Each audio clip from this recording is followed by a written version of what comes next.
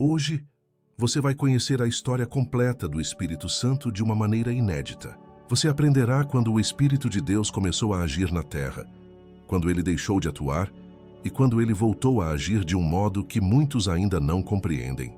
Assista até o final do vídeo e permita-se ser transformado pelo poder da Palavra de Deus. No Antigo Testamento, encontramos o Espírito Santo mencionado desde o Gênesis. O apóstolo Pedro nos diz que os antigos profetas foram movidos pelo Espírito Santo. O Espírito Santo é simplesmente Deus. Deus é santo. Na verdade, apenas ele é santo por natureza. O Espírito Santo, onipresente e invisível, opera entre todos os homens em todos os lugares e pode preencher os corações humanos. Quando falamos do Espírito Santo, estamos nos lembrando da obra invisível de Deus entre os homens e de seu poder para ungir, batizar, preencher e habitar as vidas humanas. O termo refere-se à atividade de Deus, e o Espírito de Deus pairava sobre as águas, indicando Deus agindo entre os homens para regenerar sua natureza caída e capacitá-los a realizar a vontade sobrenatural de Deus no mundo.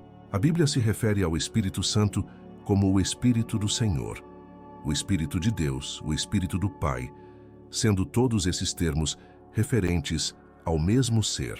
O Espírito Santo é o próprio Deus agindo na vida dos homens. Deus sempre desejou que seu Espírito estivesse sobre o homem.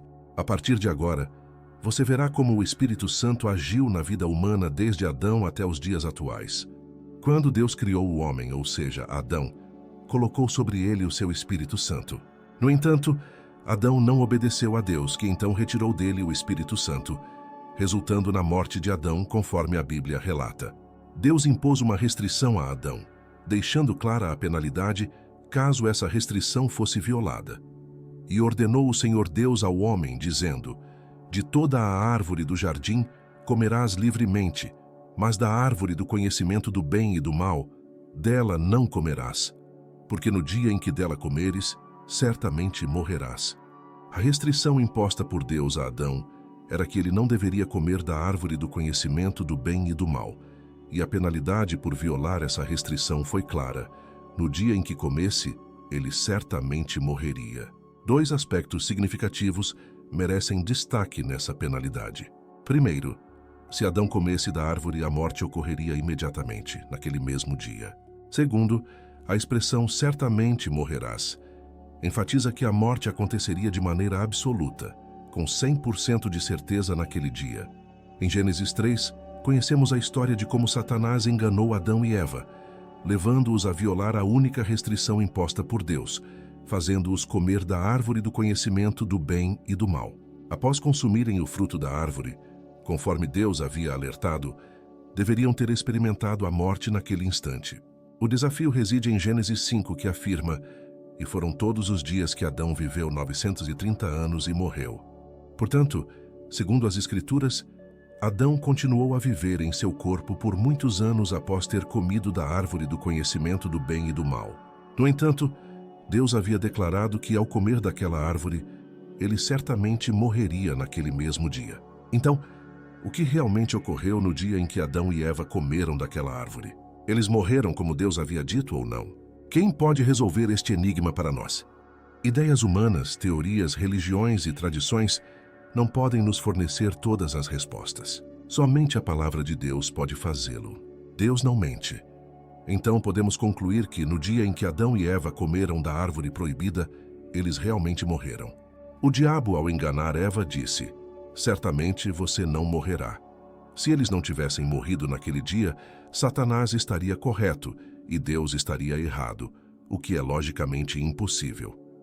Deus declarou que eles certamente morreriam naquele mesmo dia, e de fato morreram.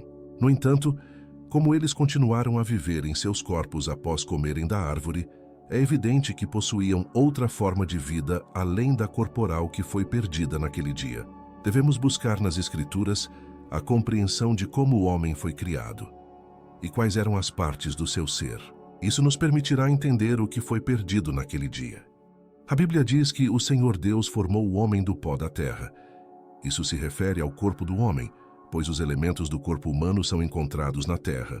Mas vamos continuar. E soprou em suas narinas o fôlego da vida, e o homem tornou-se alma vivente. Deus formou o corpo humano a partir da poeira do solo, mas este corpo não possuía vida até que Deus soprou o fôlego da vida nele, transformando-o em uma alma vivente. A alma é o princípio vital que anima o corpo. Sem a alma, o corpo está sem vida. Todo homem, crente ou descrente, tem corpo e alma. Como Adão morreu com 930 anos de idade, ele obviamente não perdeu nem seu corpo nem sua alma ao comer da árvore do conhecimento do bem e do mal. Algo mais deve ter morrido naquele dia, indicando que Adão tinha pelo menos uma parte que foi perdida quando comeu o fruto proibido. A Bíblia diz: façamos o homem à nossa imagem, conforme a nossa semelhança. Deus criou o homem à sua imagem, que é um ponto crucial para entender o que aconteceu no dia em que Adão e Eva comeram da árvore do conhecimento do bem e do mal. Jesus disse que Deus é espírito. Então, quando a Bíblia diz que Deus criou o homem à sua imagem, isso implica que, além do corpo e da alma, o homem também possuía o Espírito de Deus. Para uma compreensão mais aprofundada, vejamos outro contexto onde a expressão à sua imagem é usada. Adão viveu 130 anos e gerou um filho à sua semelhança, conforme a sua imagem. Isso significa que o filho de Adão era como ele na natureza. Assim como Adão possuía corpo e alma, seu filho também possuía corpo e alma. Analogamente, quando Deus criou o homem à sua imagem, isso indica que Adão também possuía um espírito, assim como Deus é espírito. Deus criou Adão com corpo, alma e espírito, separados para que ele pudesse se comunicar com Deus, que é o Espírito. Para se comunicar com Deus, é essencial possuir o Espírito, enquanto corpo e alma são adequados para questões relacionadas aos 5 sentidos. Paulo explica: o homem natural não compreende as coisas do Espírito de Deus, porque lhe parecem loucura, e não pode entendê-las, porque elas se discernem espiritualmente. O termo natural refere-se ao homem composto apenas de corpo e alma, que não pode compreender as coisas do Espírito de Deus. Adão possuía um corpo, uma alma que dava vida ao corpo, e o Espírito Santo para a comunicação com Deus. Quando Deus disse a Adão que ele morreria no dia em que comesse do fruto proibido, ele se referia à morte espiritual, à perda do Espírito Santo. Assim, quando Adão e Eva comeram do fruto, o Espírito de Deus os deixou, resultando na morte espiritual. Essa morte espiritual foi restaurada no dia de Pentecostes, quando o Espírito Santo se tornou disponível novamente. Após acreditar em Jesus Cristo, somos novamente corpo, alma e espírito. Paulo escreve aos Tessalonicenses: e o mesmo Deus de paz vos santifique em tudo, e todo o vosso espírito, alma e corpo sejam plenamente conservados irrepreensíveis para a vinda de nosso Senhor Jesus Cristo. Após a queda de Adão, até o livro de Atos dos Apóstolos, não há instruções sobre como receber o Espírito Santo, pois ele não estava disponível. Conclusivamente, a verdadeira transformação e entendimento espiritual só vem através da palavra de Deus e da presença do Espírito Santo, que nos foi restaurado por Jesus Cristo. No último e grande dia da festa, Jesus levantou-se e declarou em voz alta: se alguém tem sede, venha a mim e beba. Quem crê em mim, como diz a Escritura, rios de água viva fluirão de seu interior. Ele estava se referindo ao Espírito Santo, que os que crescem nele iriam receber, pois o Espírito Santo ainda não havia sido dado, já que Jesus ainda não havia sido glorificado. Este versículo deixa claro que o Espírito Santo não estava disponível no tempo em que Jesus pronunciou essas palavras, nem antes disso, desde a queda de Adão até o dia de Pentecostes. Sempre que Deus queria comunicar-se com alguém, ele derramava seu Espírito sobre essa pessoa. O plano original de Deus era que seu Espírito estivesse sobre o homem, para ter um relacionamento contínuo com ele, mas a desobediência causou o afastamento do Espírito Santo do homem. Vamos examinar alguns exemplos registrados no Antigo Testamento, começando com Números. Nesse contexto, Moisés precisava de ajuda para liderar o povo de Israel. E Deus respondeu ao seu pedido. E disse o Senhor a Moisés: ajunta 70 homens dos anciãos de Israel, que sabe serem anciãos do povo e seus oficiais. Traze-os à tenda da congregação, e ali estejam contigo. Então descerei e falarei contigo, e tirarei do espírito que está sobre ti e o porei sobre eles. Assim levarão contigo a carga do povo, para que não a leves sozinho. Essa passagem mostra que o homem só pode se relacionar com Deus através do Espírito Santo. Deus precisou enviar seu Espírito sobre esses homens para que pudessem compreender sua vontade. Outro exemplo está em Juízes. Os filhos de Israel clamaram ao Senhor, e o Senhor lhes enviou um libertador, Otiniel, filho de Kenaz, irmão mais novo de Calebe. O Espírito do Senhor veio sobre ele, e ele julgou Israel e saiu para a batalha. Otiniel não tinha o Espírito antes. Deus o concedeu a ele para que pudesse liderar Israel e compreender a vontade divina. Da mesma forma, quando os midianitas e amalequitas se juntaram, o Espírito do Senhor revestiu Gideão, capacitando-o a liderar o povo na guerra. No caso de Saul, o primeiro rei de Israel, vemos que quando ele desobedeceu a Deus, o Espírito Santo se retirou dele, e ele foi atormentado por um espírito maligno. Em contraste, Deus enviou seu Espírito sobre Davi, que estava em obediência e seria o próximo rei. Para Davi cumprir a vontade de Deus, ele precisava do Espírito Santo. Adão e Eva foram criados com corpo, alma e espírito. No dia em que comeram do fruto proibido, perderam o espírito, morrendo espiritualmente. Esta morte espiritual representava a perda de contato com Deus, o que levou à morte física eventual. Após a queda, o Espírito Santo não estava mais disponível. Deus precisava conceder seu Espírito a indivíduos específicos para se comunicar com eles. Por exemplo, todos os profetas tinham o Espírito de Deus sobre eles para receber revelações divinas. Davi, quando pecou, orou desesperadamente a Deus para que não tirasse dele o Espírito Santo. Não me lances fora da tua presença e não retires de mim o teu Santo Espírito. Restitui-me a alegria da tua salvação e sustém-me com um espírito voluntário. No Antigo Testamento, a atuação do Espírito Santo era limitada e específica, enviada por Deus para pessoas e situações específicas. Após a morte e ressurreição de Jesus, a manifestação do Espírito Santo mudou por causa da graça concedida através do sacrifício de Jesus. A intimidade perdida por Adão foi restaurada. Agora o Espírito Santo está disponível para todos os que buscam a Deus. No Pentecostes, os discípulos receberam o Espírito Santo após orarem e buscarem a promessa divina. Essa promessa traz de volta a esperança de viver no reino de Deus, obtida através de um novo nascimento. Um exemplo disso está em João 3. Havia entre os fariseus um homem chamado Nicodemos, príncipe dos judeus. Este foi ter com Jesus à noite e disse-lhe: Rabi, sabemos que és mestre vindo de Deus, porque ninguém pode fazer estes sinais que tu fazes se Deus não estiver com ele. Jesus respondeu: na verdade te digo que aquele que não nascer de novo não pode ver o reino de Deus.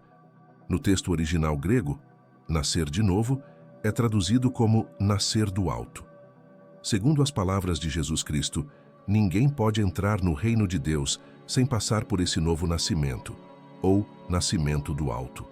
Isso deve esclarecer muitas dúvidas sobre como se pode entrar no reino de Deus. A resposta é clara: é necessário nascer do alto. Mas o que exatamente significa esse nascimento do alto, ou nascer de novo? A maioria de nós conhece apenas o nascimento físico, mas Jesus revela que há um segundo nascimento, essencial para ver o reino de Deus. Perguntas como ocorre esse nascimento? Quem são os pais desse nascimento? E o que se recebe com esse nascimento podem surgir imediatamente. Para respondê-las, precisamos consultar a Bíblia e permitir que ela própria nos guie. Nicodemos perguntou: como pode um homem nascer sendo velho? Pode ele voltar ao ventre de sua mãe e nascer novamente? Jesus respondeu: digo a você, ninguém pode entrar no reino de Deus se não nascer da água e do Espírito. Aqui Jesus Cristo explica que para entrar no reino de Deus é necessário um nascimento pela água e pelo Espírito. O nascimento pela água refere-se ao nascimento físico. Sem esse nascimento inicial, como seria possível nascer novamente? Além disso, é fundamental nascer do Espírito. Jesus disse que o Espírito Santo convence o homem do pecado, do juízo e da morte. Para viver com Deus, o homem precisa ser justificado do juízo divino e da morte. Aqueles que não possuem o Espírito Santo ainda vivem sob a herança de Adão, carregando a consequência do pecado que é a morte. Portanto, todas as pessoas sem o Espírito Santo estão distantes de Deus e não podem viver com Ele, pois ainda estão espiritualmente mortas em seus próprios pecados, assim como Adão quando pecou e foi expulso do paraíso. A palavra Espírito tem várias aplicações na Bíblia, mas na maioria dos casos refere-se a Deus, que é Espírito, ou ao Espírito concedido por Deus. Na passagem mencionada, nascer do Espírito significa nascer de Deus, que é Espírito. No primeiro nascimento, você nasce da água. No segundo nascimento, você nasce do Espírito, ou seja, nasce de Deus, que é Espírito. Deus não se refere à igreja na esquina da rua, mas a você mesmo. E por quê? Porque o Espírito de Deus reside em você. Desde a queda de Adão até o Pentecostes, o Espírito Santo não estava acessível. Durante esse período, sempre que Deus desejava comunicar-se com alguém, Ele colocava seu Espírito sobre essa pessoa. No entanto, após o Pentecostes, e devido às obras de Jesus Cristo, essa dinâmica mudou drasticamente.